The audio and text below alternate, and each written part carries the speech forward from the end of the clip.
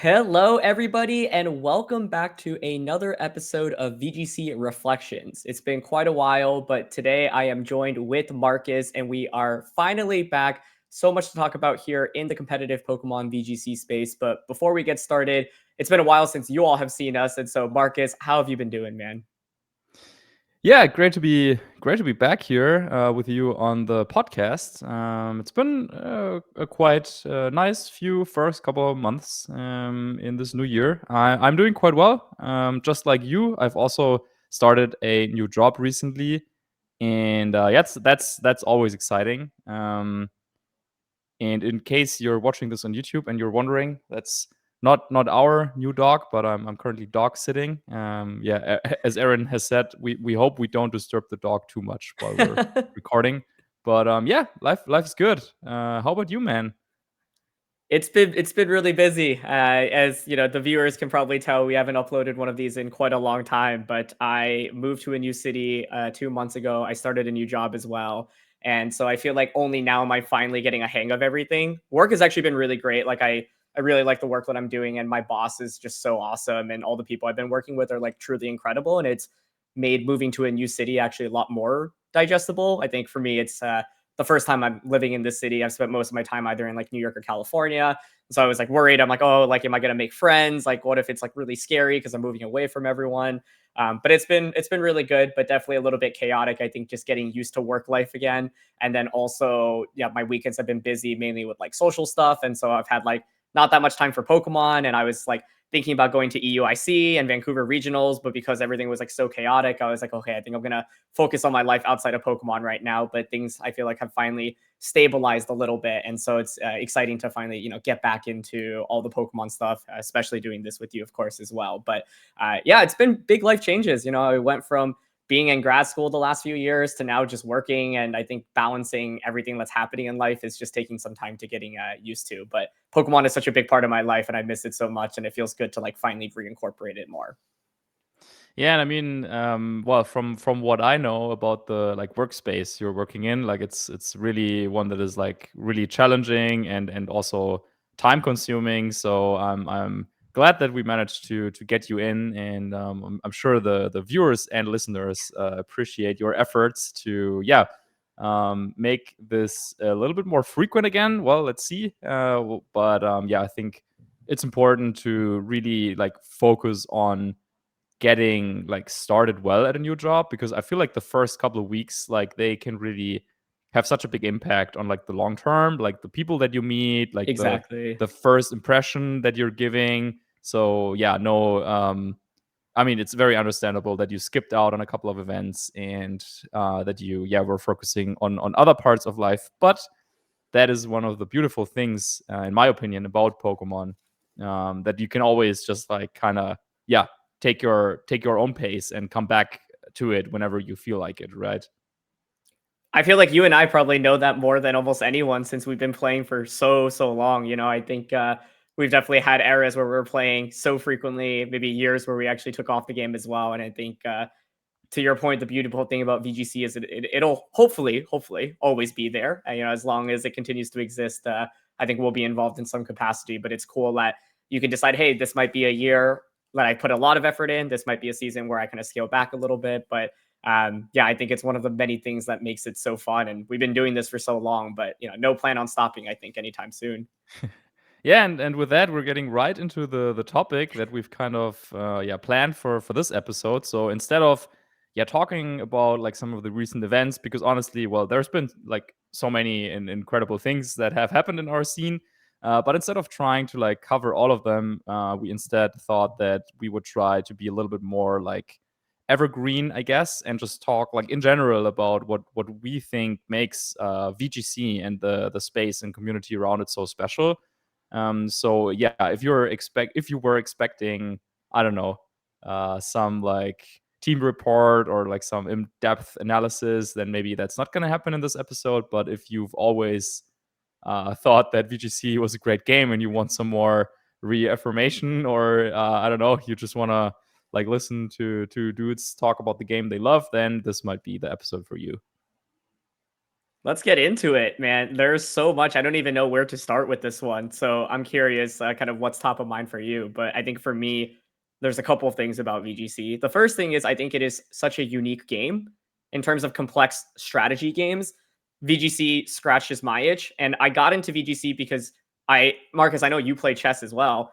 I like started as a competitive chess player when I was a kid, but I was bad. Like I was going to locals, and like my friends were kicking my butt, and I was like, this isn't for me. And I did math competitions as well. And I was like, okay, but I wasn't like, oh, I can be like really, really good at this.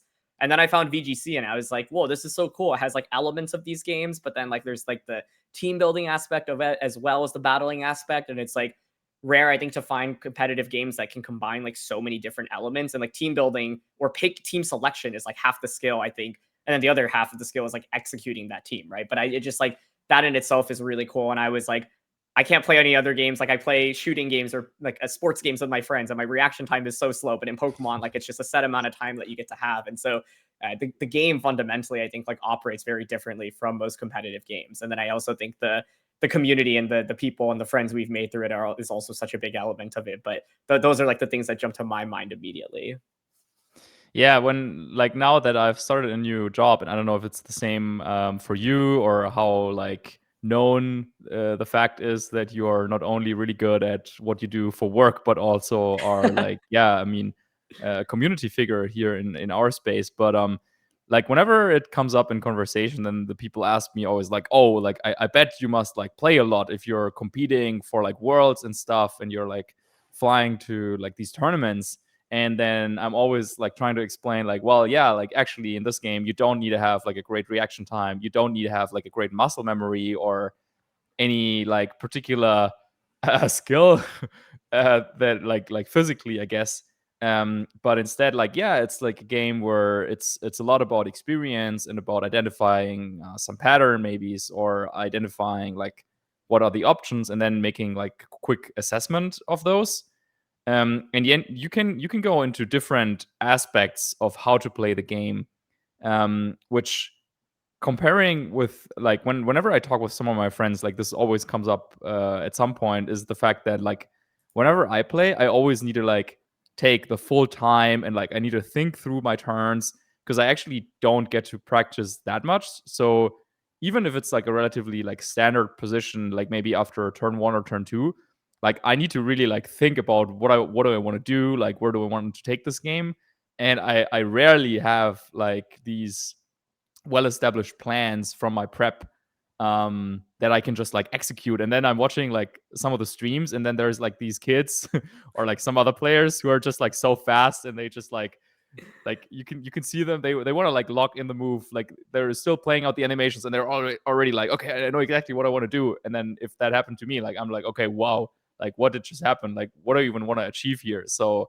yeah, like even like that alone makes it possible for someone who's also like who has other obligations with like work and stuff to still play the game at like a pretty high level, which yeah is something that, well, I guess I wouldn't be here if that wasn't possible, because yeah, I mean, like being like decent at the game, I think is also something that I want to try to like I still want to be decent. Like if at any point I feel like, well, like I'm just like so washed, I'm like so bad, like I might just like stop playing and focus on commentary entirely maybe.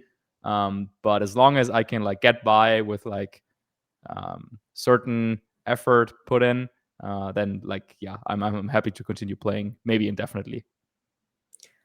Yeah, I think VGC is interesting.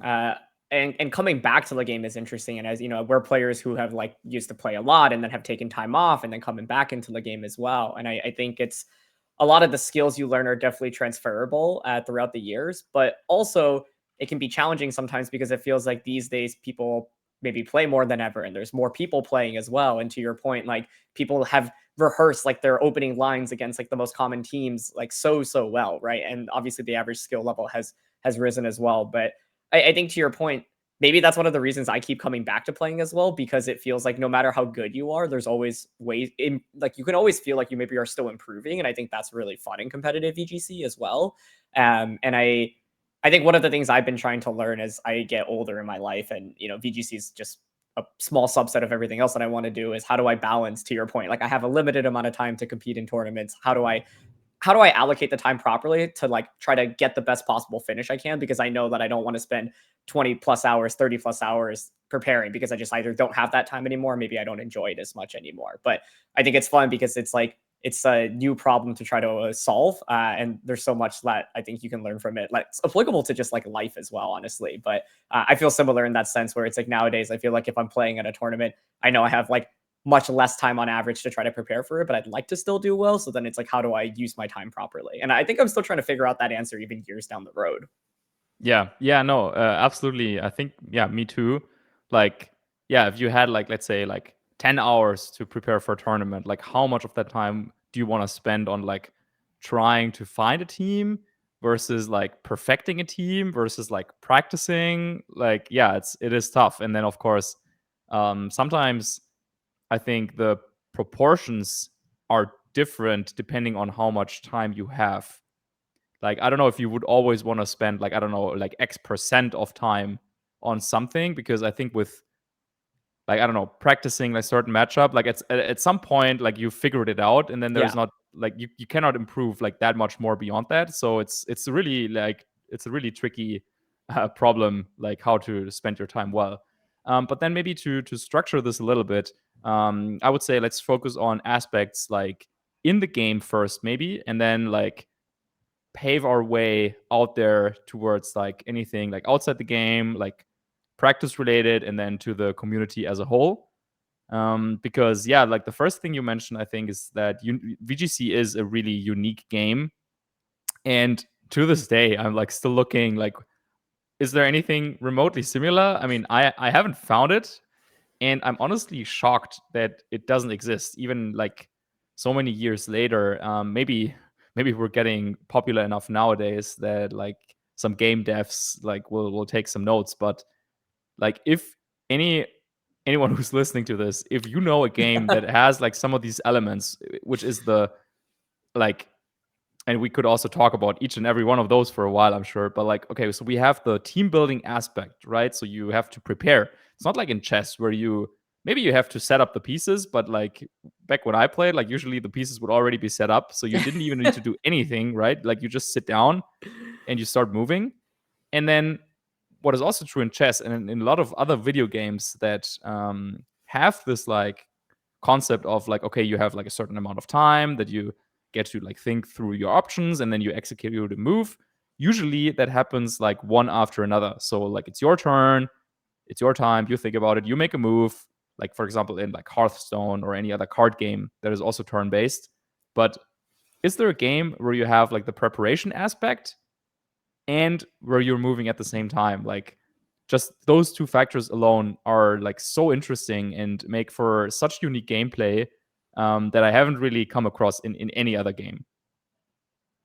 Yeah, I totally agree. I think if there were other games that were similar to VGC, I would probably be interested in playing as well. I think the closest I found in terms of like some skills that are transferable, like TFT was one that came out, and I think there's definitely some overlap between it and VGC, but it still feels like fairly different as a game. And then it's funny because I was like, oh, poker, like poker has a lot of parallels to Yeah. VGC, but then it's also, I don't know, like there's some similarities, but at the end of the day, they're still fundamentally such different games. And part of it is to your point about like making the decisions at the exact same time and then waiting to see how things play out. And so, yeah, I don't know. It's crazy that like this game has existed for so long, but it feels, in my eyes, still like truly unique in that sense.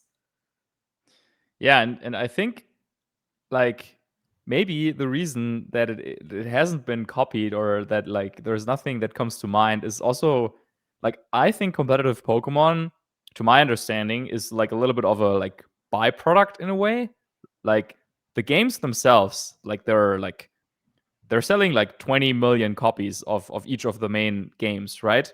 But I would say, or I would argue, battling is only like maybe like 10% of what these games are about. Like sure, you need to battle to like progress, but at the end of the day, it's more about the journey. It's more about like collecting, like building your team. And yeah, sure, you use your team to like to progress, but first of all, usually in-game battles are like single battles, and I think like single battles is fun, but I don't think I would get the same satisfaction that I'm getting out of playing double battles versus single battles, just because like the games tend to be like much longer, much more like positional and strategic, and like way less like flashy in a way, I guess. Um, and like it is an art to sit there with your 3 regenerator Pokemon and like stealth rocks are up and you're like switching in and out and you're like shuffling and so on. Uh, but yeah, like the fact that there is like unique mechanics to doubles, which is a subset of like battling, which is already a subset of like the Pokemon main games as a whole, and then it's a good game, or like just focusing on the battles, like that's like fun. Like I think that's just like pretty amazing. And yeah, I don't know if this was ever intended to happen, but so far, like after 15 years of playing, I'm yet to come across a generation or like even a format where I would like seriously say it's like not fun to play. Like there have been some formats, and we might talk about this a little bit more, like with Dark Void Smeargle, for Yeah. example, where it was like and Moody as well, like like that was cutting it a little bit close.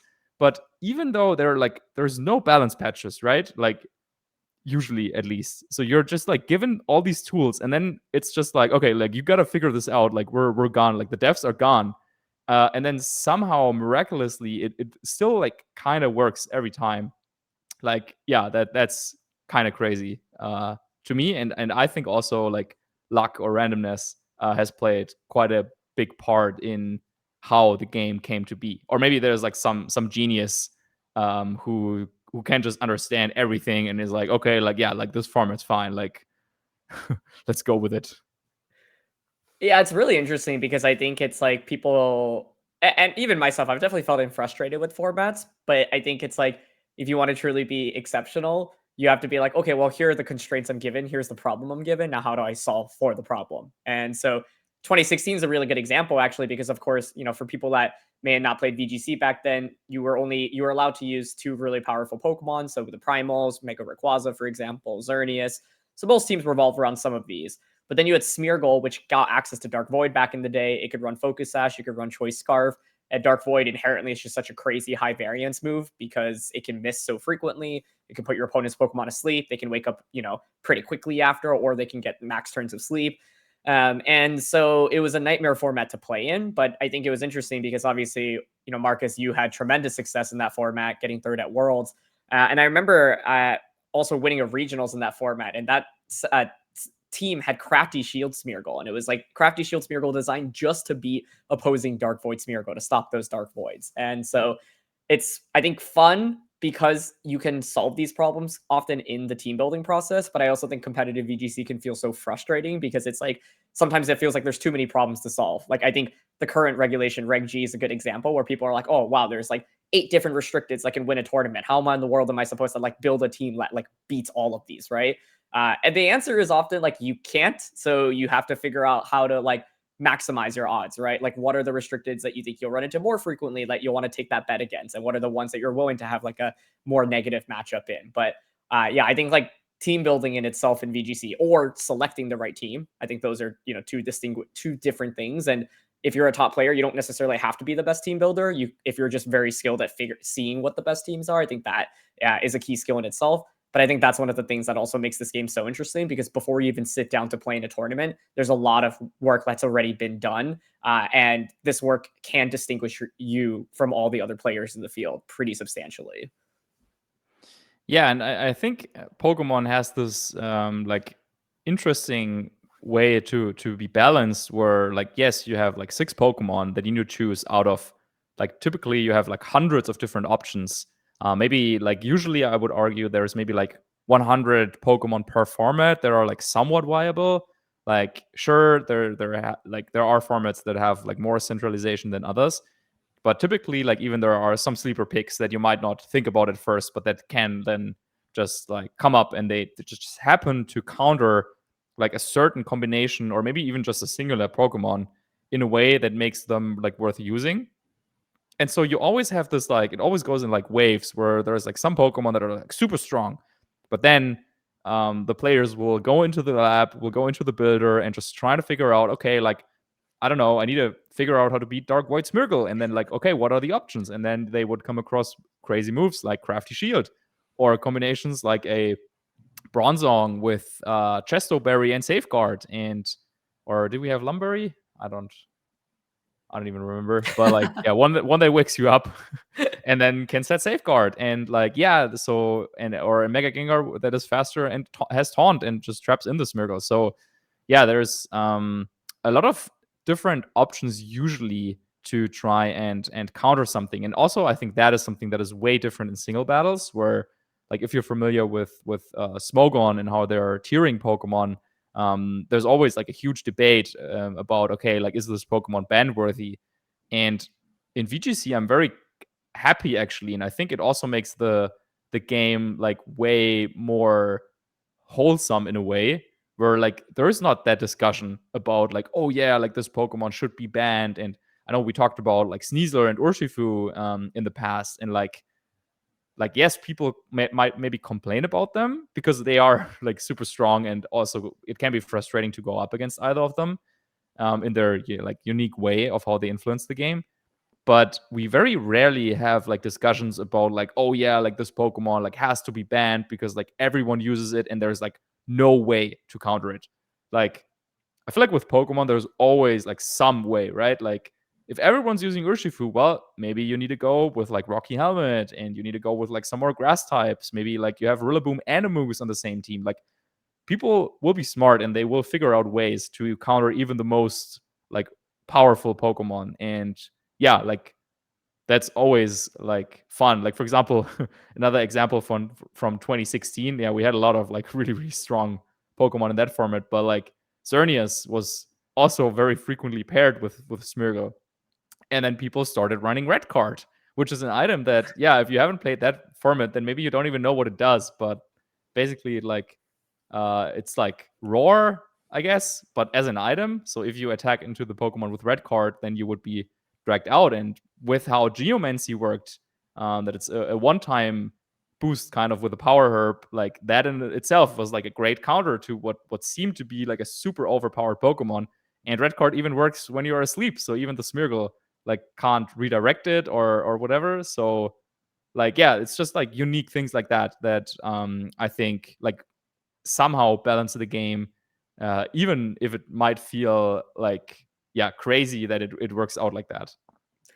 Yeah, it is interesting because I'm like, wow, if this is how the game ends up in a steady state, even without any like patches, like, man, I wonder what it could be like if like we actually had some patches, like, and a little bit of balance other than between the generations. I think I saw some discourse about just Urshifu in general the other day, and people are like, well, this I do think, like, some Pokemon do feel insanely powerful and can maybe be toned down a little bit. To your point, I think the best players end up figuring out ways to kind of work around them, but I can also get it when people who might be newer to the game are being like, well, why is this Pokemon just killing everything? Like, why does it get access to this crazy ability and these crazy moves and X, Y, and Z? And so it's one of the things I'm curious about in terms of the future of the franchise, actually, especially with champions being announced. Like, I wonder, hey, if you're going to make a game just for competitive battles, right? Like, and it's now not constrained to the mainline games, like, there's a lot of room they could for like these potential balances and for it to like be treated a little bit more seriously like a competitive game or esport,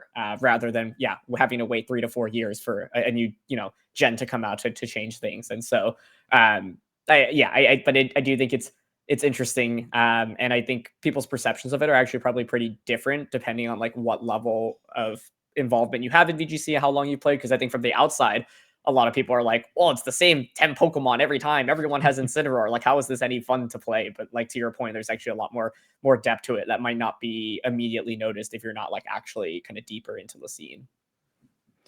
Yeah, I think Pokemon Champions is another topic that I want to like dive in a little bit more. But maybe before we go into that, there's like another aspect besides just the whole like how do Pokemon interact with each other, that I think is very important to also understanding like why it is so much fun and why team building is also so much fun. It's the the flexibility you have and the uniqueness you can bring to the table, even if you're using the same Pokemon as someone else. So each Pokemon can have usually a couple of different abilities. And while generally speaking, it's like clear which ability is the best for a certain Pokemon, there have been instances where like all of a sudden some players, like maybe to surprise you or because of a certain meta development, like people are using different abilities that you maybe weren't expecting so much. Or maybe you're using a different form of a Pokemon. Like I think with between Landorus Therian and Landorus I, like I think we've had a lot of formats where it feels like only one of them is good, but then all of a sudden like a team pops up that has the other form, and then people are like, oh right, like that exists too, and you could use that one as well, which is another like cool dynamic that we have. But then even beyond that, of course, with like moves and how you train your Pokemon, and now also Terra types. Like there's even within the same Pokemon, there's like billions of different options how you could run it. That would be a fun math problem. Talking about your math competitions from earlier, because like I said billion, but I feel like it's got to be like much higher than that. Like you got like 17 teratypes, like X like amount of items, like every single stat point distribution that you could do. Yeah, Like there's just EVs alone. It would be so yeah. complex. Yeah. So basically like the like in a card game, like team building, quote unquote, like deck building, you still have like 60 cards, and then that's like those are the cards that you're using. But now imagine you have like different versions, like 50 different versions of every card that is just like slightly different. I don't know. It's like there's nothing really to compare it to, in my opinion. But like, yeah, that aspect also helps with the balancing, I think.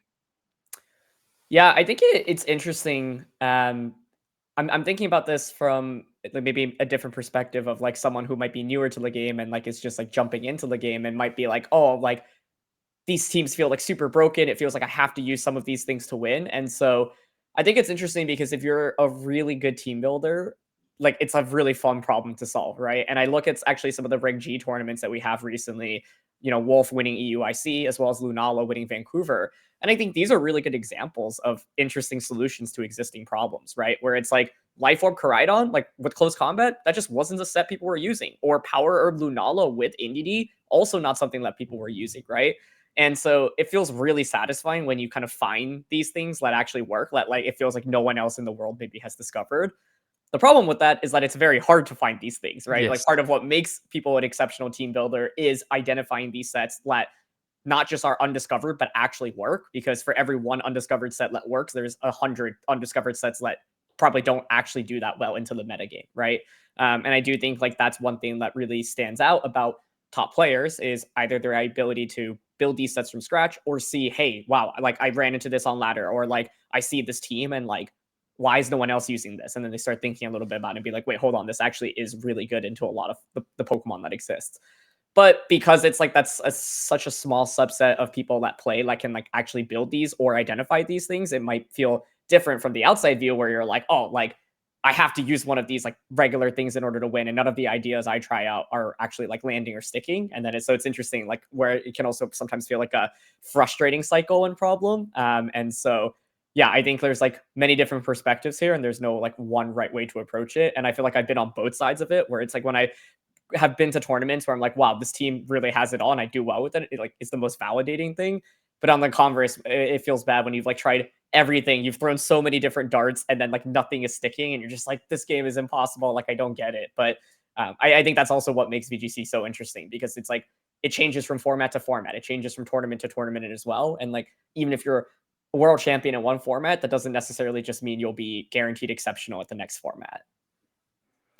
Yeah, and I think that's a great point you made there. And I think the like top player base, let's say, like we're still, or there, I guess, still like figuring out how to best, I guess, like team build for an open team sheet format, which is what we've been having now for a couple of years. But it still feels like we're still figuring out like how much innovation or what should innovation be like in order to be successful.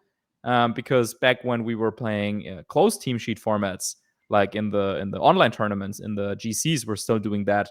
Like I feel like there you could get away with stuff that was just surprising, and it didn't have to be consistent or anything, like in as a whole, like over, let's say, like 100 battles against like between the same teams. Like maybe the one team with a surprise would win the first couple, but then once it was figured out, like then it would be worse. But since you only need to win like the first couple of games, I feel like a lot of innovation was like focused on like um I guess playing with the expectations of your opponent and then doing something completely different. Whereas now it feels like some of the innovation, like for example on that like Wolfe's Koraidon, like there wasn't a crazy like move on it that only worked if you get a surprise people, or there wasn't a crazy like EV distribution on it. It was just like a very straightforward set. But because it was getting like very specific calcs, and it worked into the meta game because people were dropping speed on Pokemon like Miraidon and Calyrex, and all of a sudden Koraidon could outspeed them. And then also with a close combat and life orb, you get like very specific damage rolls and so on and so on. Like Wolfe figured out like this niche spot for something that like worked even if people knew about it, because like yeah, once the tournament starts, like all the teams are locked, then you cannot make any changes. So then like if there's a cool innovation in there, it doesn't matter if you know about it. Like if it's actually good, then it will prevail even after countless of hours of preparation, like for example before like a finals. Yeah, and it's funny talking about this format because speaking of finals, like I remember watching like San Antonio regionals. Actually, this would have been top 4, not finals, but I think basically there was one game where like Ogerpon Heartflame like Right. survived. Yeah, there was like an Ivy Cudgel from a Rock Yes. Ogerpon. And I was like, I didn't even know it could do that. Like, what in the world is that EV spread? And it's cool because when you see Ogerpon Heartflame, like you almost always expect, oh, like mostly like speed and attack investment, maybe a little bit of HP investment. But yeah, Shiliang Tang and Justin Tang, you know, they finished first and second at this tournament using this really innovative EV spread that's like max HP, max defense, basically. And I think that's one of the things that makes Pokemon so cool. To your point about, you know, a billion different ways to build a set, like not many people had figured out, hey, like we can actually make this super, super offensive Pokemon super defensive. And it does feel like something we typically see in VGC, which is like new Pokemon gets introduced. Everyone's like, oh, okay, let's just like max its best stats, max speed, max special attack. Same stuff was happening with Fluttermane, where towards the end of the format it was like near max HP, max defense investment, but booster energy. So it's like still fast as well. And yes, like it reminds me, like to me, Ray Rizzo changed VGC like forever when he won Worlds in 2011. And this is like a really big history lesson. You know, most people don't know like Ray's era of dominance, but he was like, it felt like one step ahead in terms of team building than most of the world. And he introduced this concept of like super bulky Thundurus at a time when everyone was like, Thundurus is very specially offensive, it's fast. Most people were using like max speed, max special attack. I was using that with like a electric gem, and then you have like Thunderbolt, Hidden Power, Grass Knot, Protect. And Ray was like, wait, hold on. Like, I actually think this can be a really good support option. No one's using it. And he has like what Charty Berry, Prankster, Thunderwave, Thundurus that can survive 3 rock slides from Terrakion, which was one of the most common Pokemon in the format back then.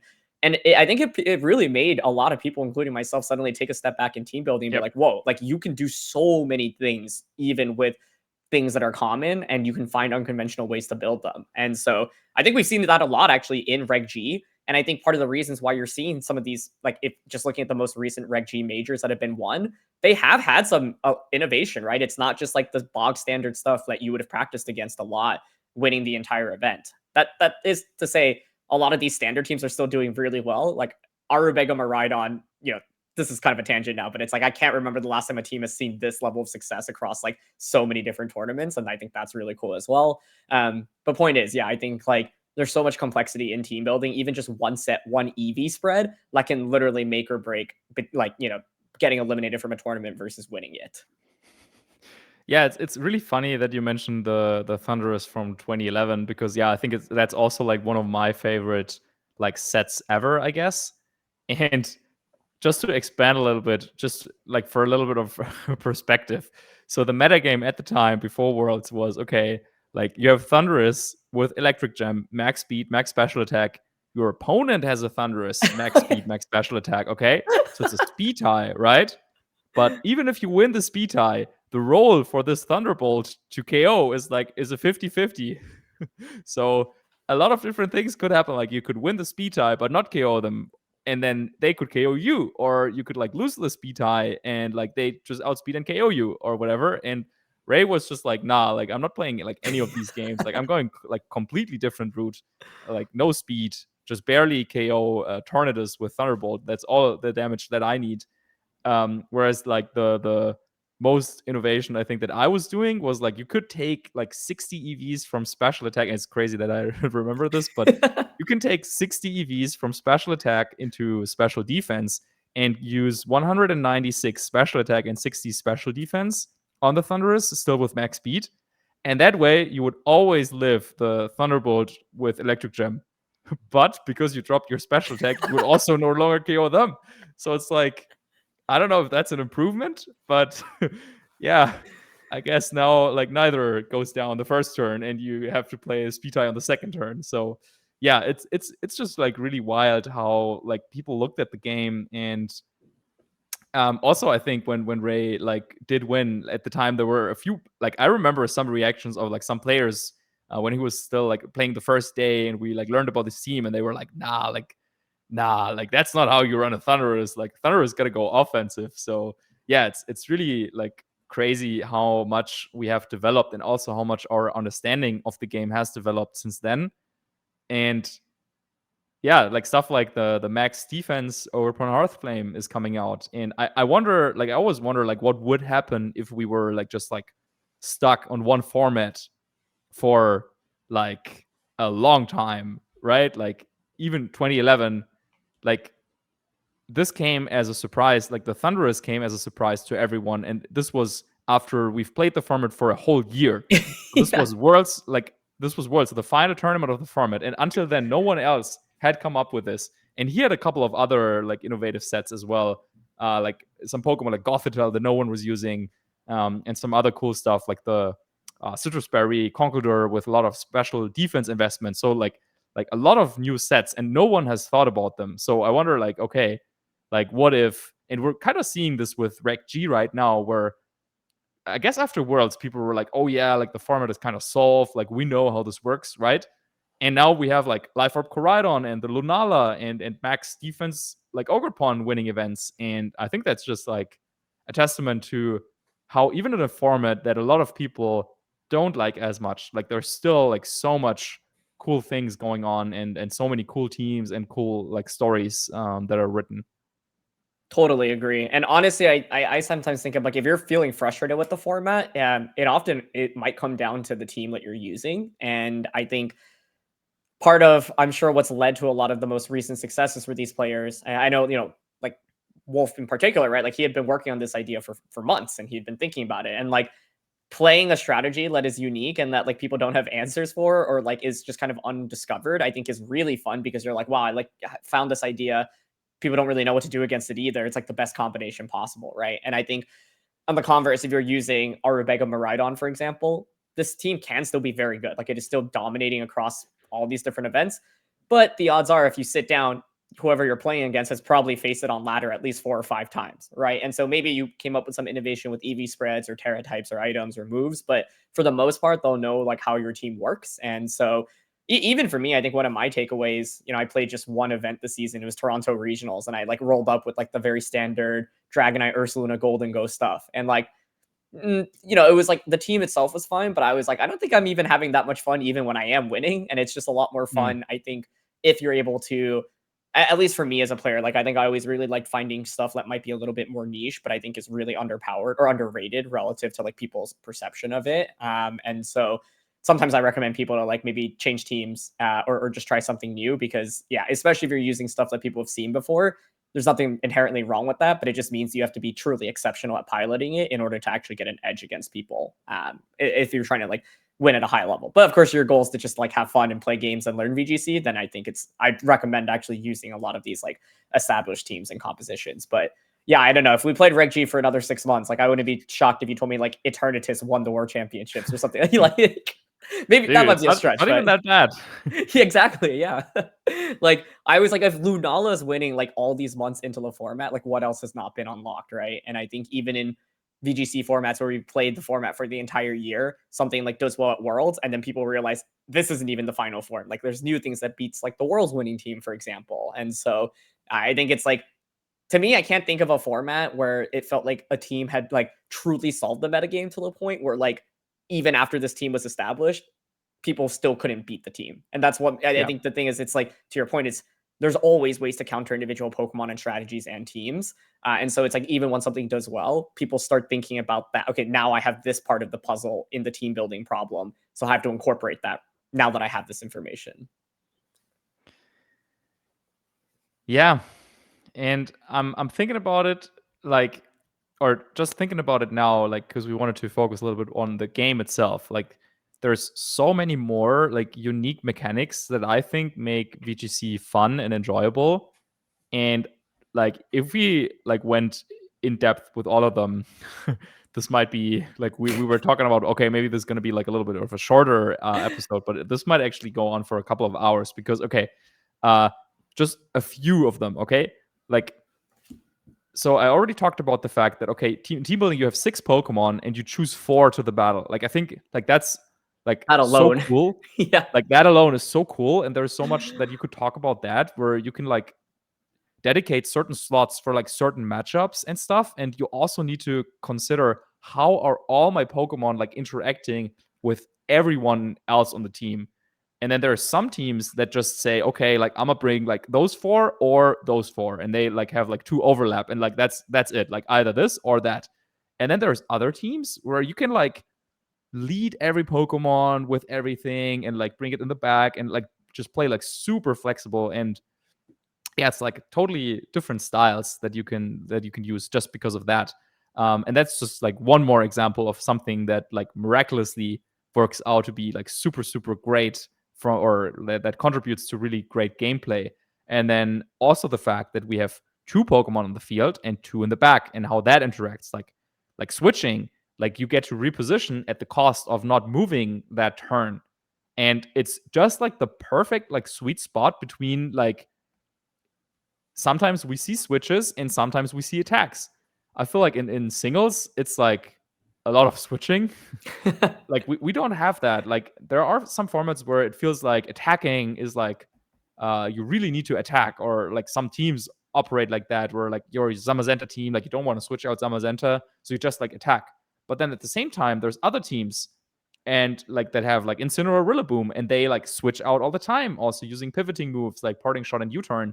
And that's a completely different play style, but it works like just as well. And like both is completely like valid and viable, and you can like tailor those different approaches to your liking. Um, and yeah, that's also something that is like really unique in a way, and also something that wasn't intended to be this way.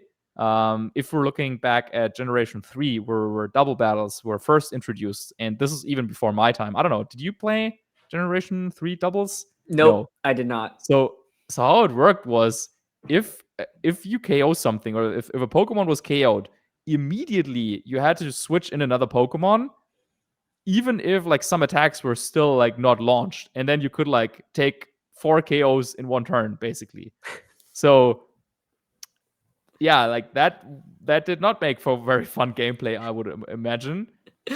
Also, if you consider the fact that there was explosion, which halved your opponent's defense, so it was like a 500 base power move, and then yeah, you KO things, then you had to switch something, and then the other Pokemon would explode as well, and you would KO even more things. But that's not the point. Like the point is that at the beginning, or when doubles was invented, like none of this was like maybe thought about. But when switching from Generation 3 to Generation 4, like the game devs, I don't know what they were doing, but a lot of things that they did were like exactly right to take this game to the next level. Because yeah, some people were playing in Generation 3 and are still to this day, but it's, I would argue, maybe not as like developed as nowadays, in how like switching, and that's just like one like very very tiny aspect of competitive Pokemon, but there is so much strategy to it and so much like nuances, that like it's just really really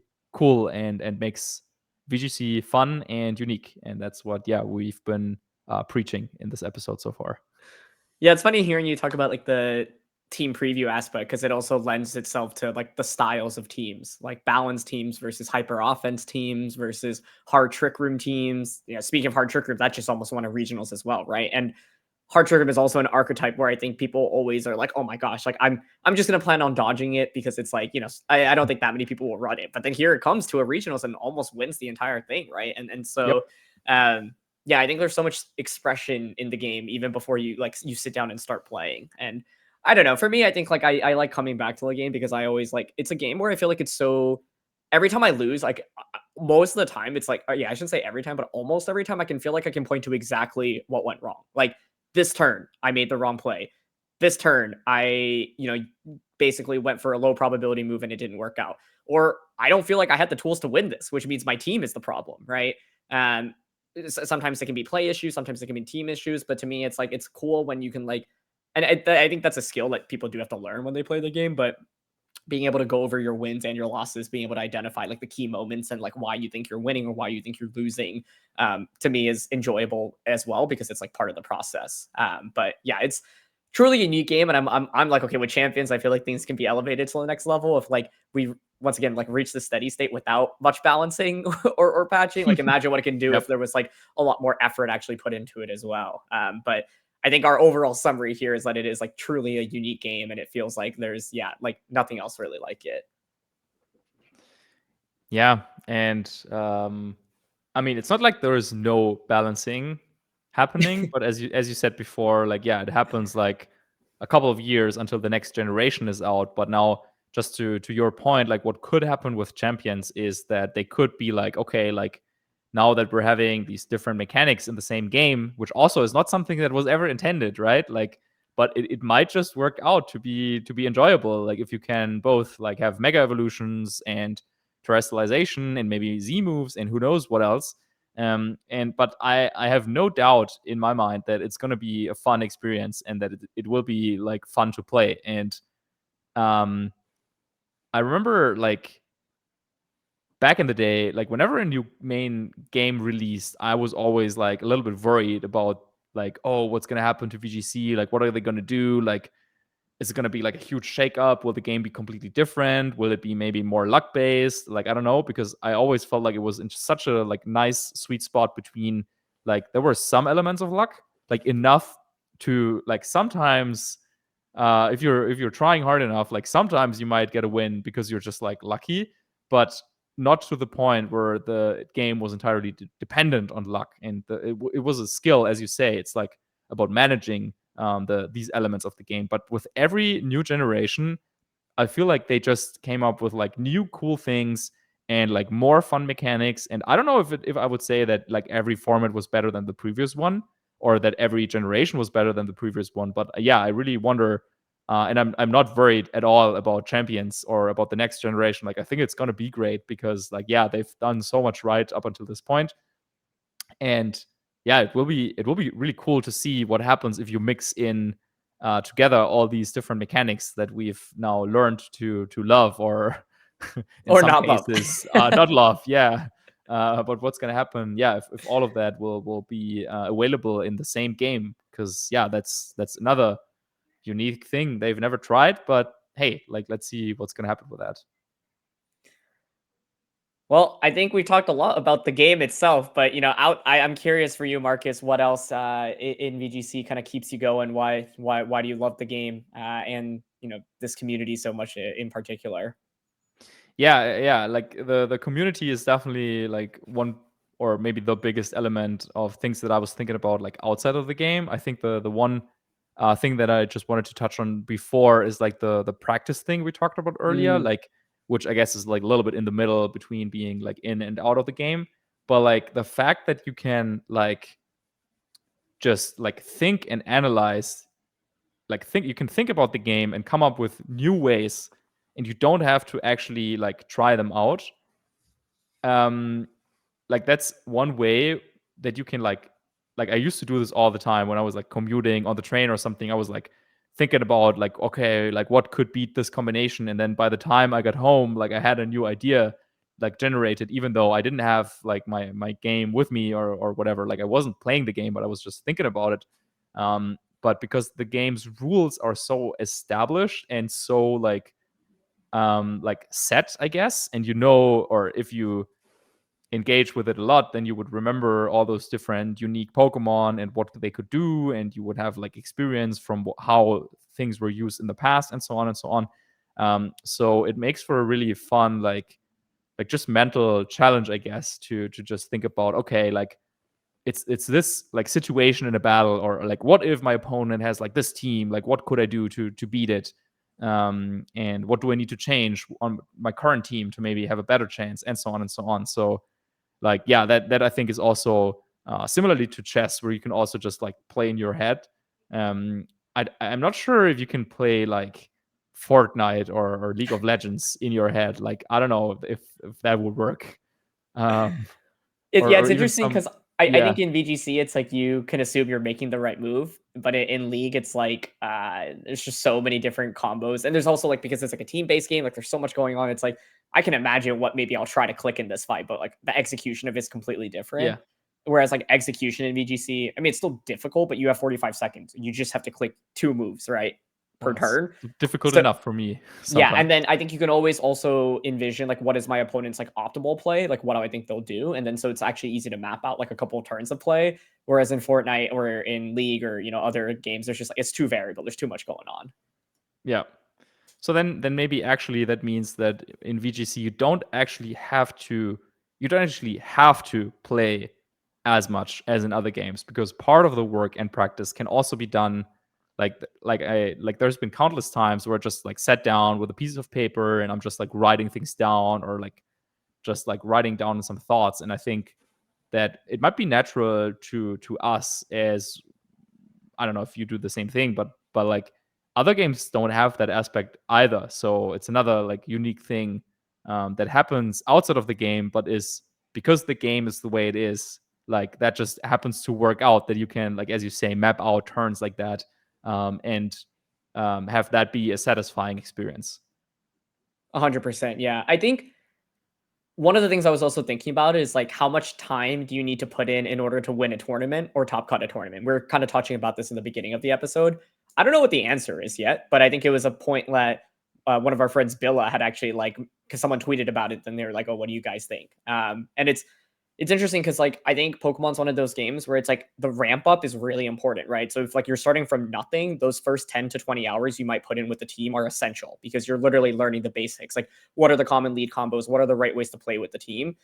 But then you get to a point where you're really ramped up and it's like maybe the remaining practice you like play against one set and maybe run into that team in the tournament. But it's like it then becomes like I think very incremental versus like in the beginning it feels like pretty exponential. At least for me, like if I'm starting from scratch, learning a new team, the first 20 to 50, I don't know, 100 games I play, like I feel like I'm learning so much. But then at some point I'm like, okay, is each game that I'm Yep. playing afterwards actually really helping?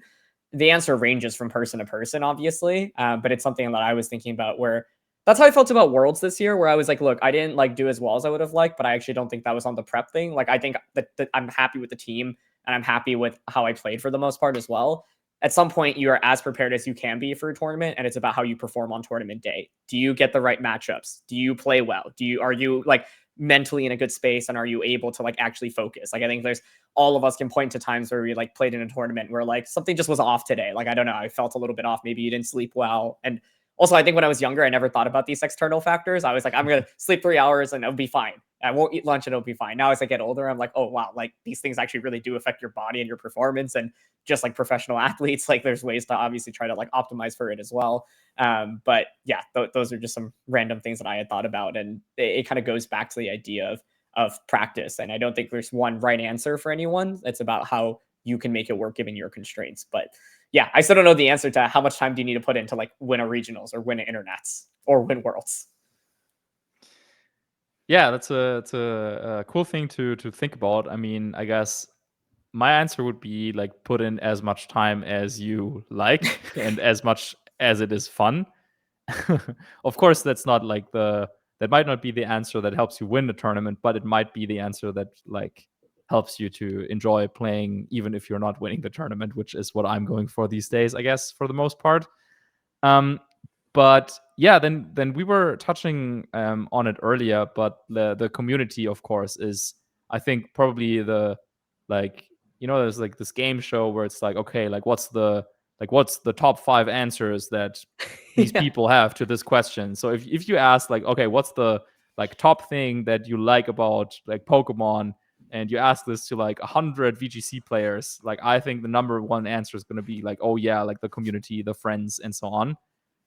Because yeah, it is truly special. Of course, I'm not actually part of that many other gaming communities, at least not in such a like deep level. But whenever I engage with another community, I always feel like, well, like we are, I guess, special to some extent, where like I've had friends that I've got to know through Pokemon that I've been friends with for like over 10 years at this point. And like we grew up together. We spent our summers together, like playing, coming up with cool new ideas and so on. And it was about the game at first, but then at some point, and I can't really like pinpoint to it, but then at some point, I realized that, at least for me, it was like much more about the friends that I made through the game, and like sharing these experiences of struggling and of having these like tough challenges that the game poses upon you. And then to have friends that I could share this with is something that is, yeah, like much more important to me than the game itself. But like, I think even if either didn't exist, I would still be playing and it would still be fun. But the fact that like both of them come together in such a way, the game is great and the community is great, and I have like all these like friends that are just amazing people. Like that's like, yeah, like I guess the combination of both is like really really incredible and remarkable. I totally agree. Yeah, I think even, I mean, being able to do this with you, Marcus, like I always thought one of the coolest things about VGC was like how international of a game it is. And I think for me, especially growing up in New York, like in such kind of a bubble. I mean, it's funny because New York is actually like a very diverse and just has so many different cultures. But for me, like growing up in like a specific area, going to school with like specific demographics, I was like, even just meeting people outside of the US alone was already really cool. And then like hearing how different everyone's lives were in their respective countries, and, kind of all these different backgrounds that people came from. And I also, like when I was playing VGC, I was younger and had some friends who were, like kind of older sibling figures to me. And I think that they like all came from like completely different walks of life as well, from all Yeah. around the US, kind of all different backgrounds. And I think it like gave me a lot better perspective on like, oh, this like world or this bubble I live in is completely different from how like other people's lives are. I found that to be really valuable, because I think it's like it's not something I really would have been able to experience really otherwise. And I was like, I feel like I'm at a point now in VGC where it's like if I go to another country, like there's probably someone that I've met from the game that I could like get a dinner with, Yeah. and I think that like feels really cool as well. And I don't know, like I do think it's like so many of the people I've met from VGC that are my closest friends are just like very exceptional people at what they do, both inside the game and outside the game. And I think it's really awesome to like be able to share in like successes together or commiserate in failures together as well, to know that you have other people that like understand what it's like to go through these things. Because I think when I try to describe to my friends like the feeling of like losing at Worlds, if they don't play VGC, I'm sure they're like, oh yeah, dude, sorry, man. Like I'm sure that doesn't feel good. But like if you've played at Worlds and you've like come close to winning it all, and you know how bad that feeling of elimination is. You kind of just sit there and you're a little empty. And yeah, to have friends that can relate because they've been through the same thing, I think is something that's kind of heartwarming as well. But yeah, the community is crazy. I mean, in the best way possible, and I feel really grateful that we've made it this far. And I mean, it actually really does still feel like it's just the start, especially with how much the game has grown as well. And I actually met up with someone in Chicago who like had just started attending locals, and he was actually in like the same line of work that I do. And so I was like, oh, this is really cool. Someone that comes from both sides of the world. And he was talking about how he had like went to his first Chicago local, and how people were like really nice to him and like telling him like how to kind of get into things. And he's like, now we have like a Discord server and we talk all the time. And I was like, I think that's so cool. I think in life in general, making friends isn't always the easiest, but having shared hobbies is like one of the ways to do it. And for me, and I think part of the reason why I wanted to do more in the VGC space is because I was like, hey, like this changed my life. It opened my world to new people and new experiences. And if it could do that for other people as well and change their lives, like that would, be awesome. And so hearing that story made me really happy because I'm like, wow, it's like really cool that like that's how like someone's journey. They're just starting out with VGC all these years later, but I hope they get to have kind of a similar experience. And I hope anyone listening to this gets to have that experience as well. And like you find your people and your friends in this space. And those are people that you continue to be friends with as time goes on.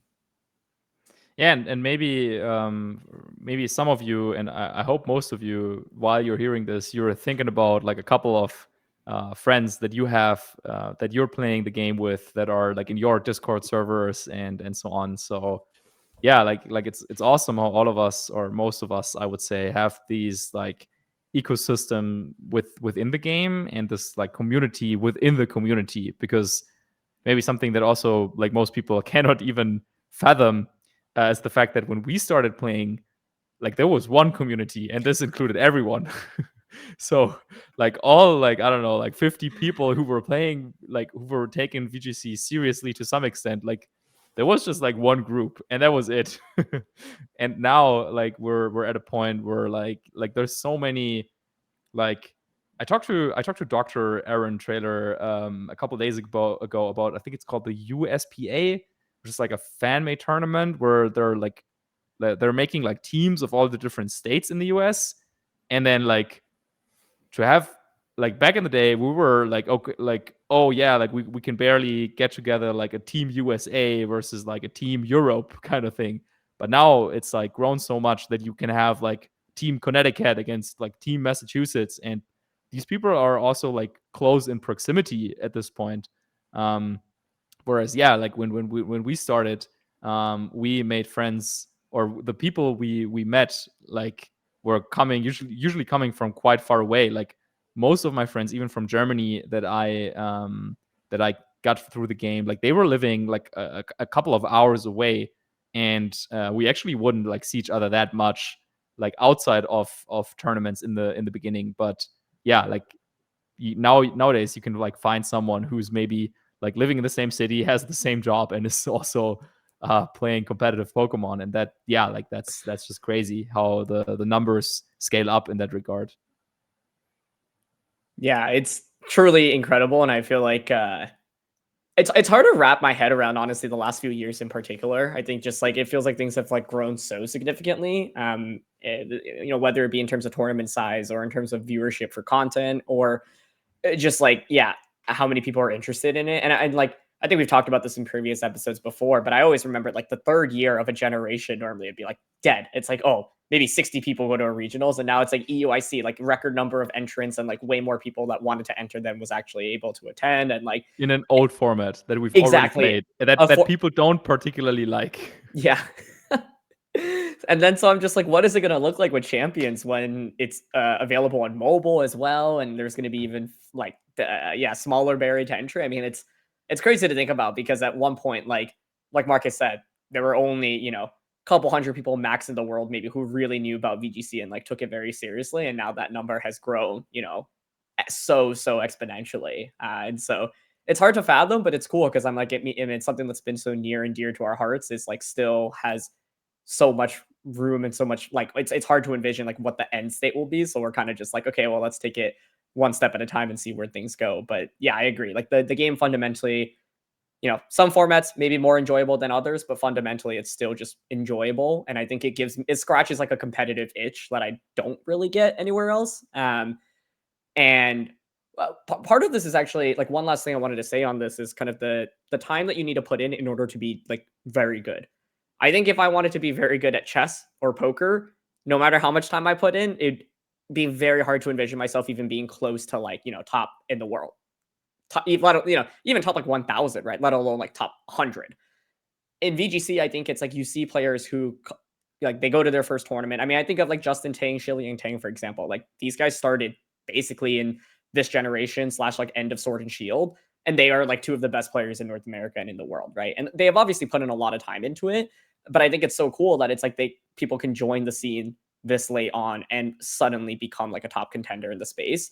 And I think it's like a lot rarer to see that in other competitive games, whether it be because of how like the skill set is like distributed or what it takes to be really good or the amount of time commitment needed. And so I like cite this a lot, but I'm like, if you're newer to VGC and you want to be really good, like you have that potential. Like I don't think it's like a game like, from at least in my eyes, like chess or poker, where I'm like, I just know I'm not gonna be Magnus Carlsen. I'm never gonna beat him either. In VGC, you can get to the point where you're good enough to be beating the best players. Now the question is, can you do that consistently? That's a different story. But I think that's really cool because I'm like, I don't see that happening in most other competitive games. Yeah. Yeah, and then even though we do have like some elements like matchups and like some luck in the battles, like at the end of the day, in the grand scheme of things, it's still like the top players who are getting those consistent results. So yeah, it's once again, it's like in a very like sweet spot, I think, miraculously maybe even. One more point I wanted to make about the thing about like making friends is that I think we had a point. I don't remember like which years exactly, but I think there was a point where it felt like the scene like didn't grow that much, and then there already were like a lot of established like friend groups, and I think it might have been like tough for someone who started in those years to like start with the game and then also like find some people to like hang out with and to like team build with, because it felt like a lot of the people who were taking VGC like seriously to some extent, like they already had their established like team building groups and so on and so on.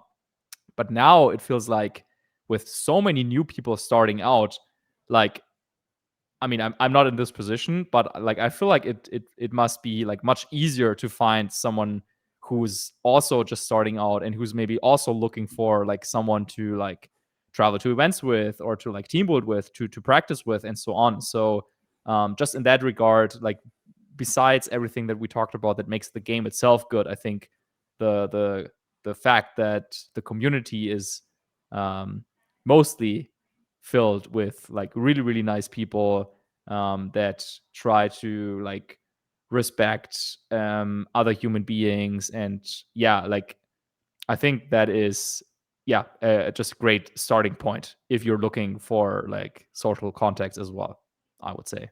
Totally, yeah. And if you're, starting and maybe you don't feel like you found those people yet, like don't be afraid, don't be shy. I think going to in-person tournaments, I think a big part of the experience is talking to your round one opponent, right? And maybe you find that you have something in common, or meeting up with people that you've talked to online in between rounds and realizing, hey, wow, this is really cool that we get to hang out in person. And it's sometimes easier said than done. So also don't be too hard on yourself. I think, this is just real life in general. People are busy and sometimes it can be hard to like make new friends. But I think, yeah, starting with like talking to people, especially locals, I think just being respectful of people's time, being respectful of people in general is a big plus as well. And just, being a good friend and a good person to those around you, I think is a big plus as well. But it's funny because I also think about how like I know some people who like started team building together because they played against each other on Showdown, and one person was like, "Hey, I kind of like your team. Like, I'm working on something similar. Do you want to collaborate?" And another person be like, "Oh, okay, yeah, sure." And so that even happens within like the top level of players. Like that's like not something that's like completely unheard of. And so Yeah. I think that's cool as well. But yeah, I don't know. I think there's so many people in the scene, and you might not find them, I would say, right away, but I would like to think that people do eventually find their group of friends and their people, and once you do, I think it does like kind of take the experience of the game really to the next level. Yeah, and then there might be some people who are like, yeah, you know what, actually, like I'm not looking for friends, like, and that's totally fine too, because the game is also just fun if you just Yes. like play on your own. So Yes. Yeah, to be no, clear, it's like not like you you're not need one or you're not the other. forced. Yeah, you're like not forced to go in other direction. Like, yeah, and then that's like the beautiful thing about it. Like sometimes I feel like there's like some hobbies or there's like some like things where I feel like people like I fail to see how like some people like actually enjoy like playing certain games or doing certain things, going to certain clubs, and they only do it for the social aspect, and then they're like all there and all miserable. Like two friends of mine, they got to know each other like because they were playing football or soccer, yeah, might like how you might call it. And then it turned out like they were only there for each other, and like neither of them liked it. So then they talked about it. And they were like, "Oh, like yeah, okay, we should stop going there." So Hearing you like, say that yeah, reminds me of I like play League of Legends with my friends sometimes, and I think sometimes you like lose 3 games in a row, and that's like 3 hours of your life, and you're like, "Did anyone have fun?" And everyone's like, "No," and we're like, "Wait, so why are we doing this?" Like, so that's funny because I feel like I've reached that point multiple times. So then we're like, "Oh, it's okay. Like, we'll just play again, and then once we win, it'll be fun." But yeah, I don't. It's also not great to like tie enjoyment to solely winning or losing from yeah, anything. yeah, And yeah. so hearing you say that just reminded me of that. But yeah, I think it's been a very fun, fruitful conversation. And if you've made it this far, obviously, thank you very much for listening. But we would love to hear kind of what are your favorite things about VGC, whether it be if you're watching on YouTube in the comment section here, let us know on Twitter/X. I think the podcasting platforms you can leave comments on these as well. But I think it's really fun for Marcus and I to talk about these things that are a little bit more kind of a step back from just all of the stuff that's happening day to day in the VGC scene. Of course, a lot still happening these days within the community as well. But yeah, let us know what else you'd like to hear us talk about in terms of these topics. And yeah, we hope you had a good time. And Marcus, I know I did. Yeah, me too. Always fun to talk to you, and always fun, just like yeah, talking about some old memories and about the game we love. I gotta say, when you pulled out Ray Rizzo's, when you pulled out that EV spread for Thunderous, I was like, this is how you know. It's funny because people are always like, I think like I sometimes get comments, people are like, how do you remember like this guy's team or like what won this tournament, what year? And I'm like, man, when you play the game for as long as we have, some of these things get like drilled into your head. And I was like, I wish I could remember actual facts and like things that were relevant to my life today, but Yeah, instead I could tell you like what speed stat my Among Us had in 2011. It was 90, by the way, with 252 max speed speed. EVs. Oh Yeah, yeah, for exactly. the To reach 180 tornadoes. under Tailwind. So you Yep. Tailwind, and then you can spore and outspeed the 179 speed Pokemon. But So that's that why was that's why Ray Rizzo's Gothita was 91 speed. yeah. Literally though, yeah. Which was cool because it was like anti-meta tech, max speed Amoonguss, and then raise one step above, which is anti-meta tech. And With safeguard and no shadow attack because that didn't exist I yet. think we'll have to do an episode on this in the future, which is like team building back in the day versus today. Because team building for Worlds, when Ray was winning, is very different from team building today, when it's a 30 to 40 person tournament versus Yeah. 500, 600 person. Because back in the day, you knew who was going to Worlds, and you could actually try your best to like counter team what you thought they were going to bring to Worlds. I actually found like my scouting doc for Worlds 2019. Like I set it up as like a Google Doc, and I had like every player who was going to Worlds and like every like the team that they like were known for, or the teams that they used, and like I used that to like influence some of my building decisions. It's funny you mentioned that because I don't think I can find the doc anymore, but I played Toller Webb in my win and in for Worlds in 2013, and he was one of the opponents that I was like hoping to draw because I had played against him on Showdown like multiple times, so I had his like whatever he was using on Showdown at the time. So I went, and this was back in the day when it was a closed team sheet, and so you wouldn't have access to obviously your opponent's items, and I was like, oh, I know Toller has this item on this Pokemon, and like this was the combo that I fought against, and so it's funny to reflect like the people playing today do not know, but this was an element of the game back in the day Yeah, that yeah, you yeah. also had to account for, which was kind of crazy. Well, but let's save that for another episode. Because yeah, I know you're also busy, and I also got some stuff to do. And yeah, then we can save that for later time. All right, everybody. Thank you for tuning in. We know it's been a long time, but Marcus and I think, finally are getting into a more steady state with everything. And so we're hoping to bring you more episodes, of course, of VGC Reflections, talking about both the past as well as the current present of the game, and of course our predictions for the future as well. Of course, we're wrapping up Reg G, and then we'll be here with the new regulations, so I think that'll be pretty spicy as well. But for now, that's going to be it for this one. So thanks so much as always for tuning in, and we'll see you in the next one. Bye bye.